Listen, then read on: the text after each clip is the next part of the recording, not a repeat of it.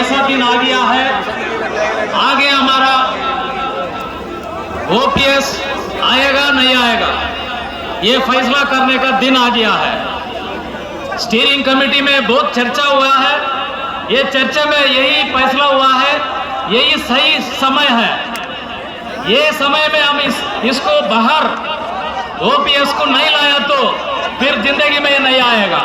इसके लिए एक अच्छा मौका है, इस मौका में सारा दुनिया का कर्मचारी हम पूरा मिलके ये ओपीएस के लिए लड़ना है और ओपीएस लाना ही है। इसके लिए सारा लोग मिलके हम इकट्ठा जाना चाहिए।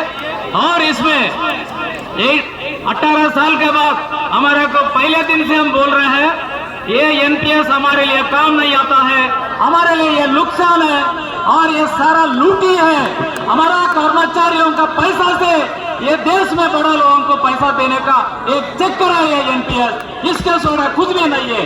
CDR confederation of defence recognised association की तरफ से हम प्रधानमंत्री को चिट्ठी लिखे हैं, जितना भी 14% जो गवर्नमेंट का शेयर है उसमें से ही ओपीएस चला सकते हैं। और ओपीएस एक ही फायदा है गवर्नमेंट के लिए, एनपीएस गवर्नमेंट के लिए और ये कर्मचारियों के लिए नुकसान है। इसका सारा फार्मूला निकाल के गवर्नमेंट के सामने रखा है।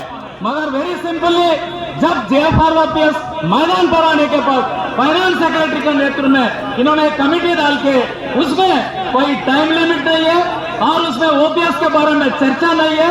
वेरी सिंपली आई वॉश करने के लिए इनका कोशिश था गवर्नमेंट का।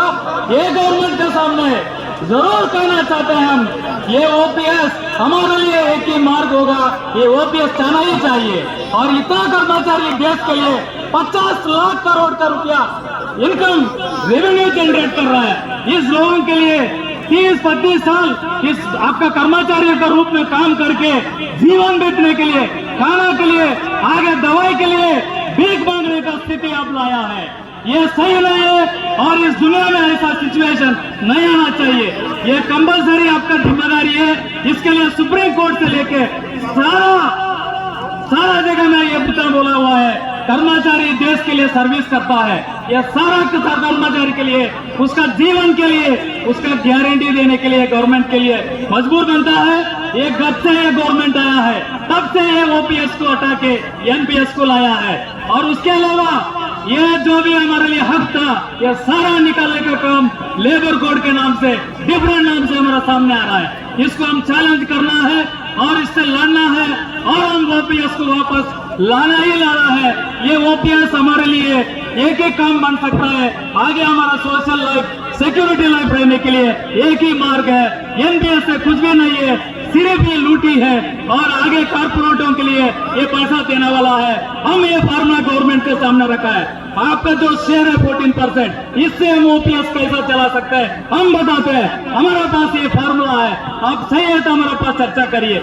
आपका कमेटी में ओपीएस के लिए टर्म्स एंड रेफरेंस में रखिए और उसका टाइम लिमिट रखिए और तुरंत उसको लाइए। ओपीएस को लाके सारा इतना लोगों का दुनिया में इतना परसेंट 18 साल से रहने के बाद भी आप नहीं सुन रहे, इसका मतलब क्या है? हमारा दुख बोल रहा है, आप नहीं सुन रहे। हम इतना बोलने के बाद आप नहीं सुन रहे। आगे हमारा शिवगोपाल सर बताएगा हम क्या करना है, उसके लिए हम तैयार रहना है। हम तैयार रहेंगे, ओपीएस लाएंगे, यही हमारा वादा है। धन्यवाद धन्यवाद धन्यवाद अजय, बहुत बहुत आपको। और मैं अभी तक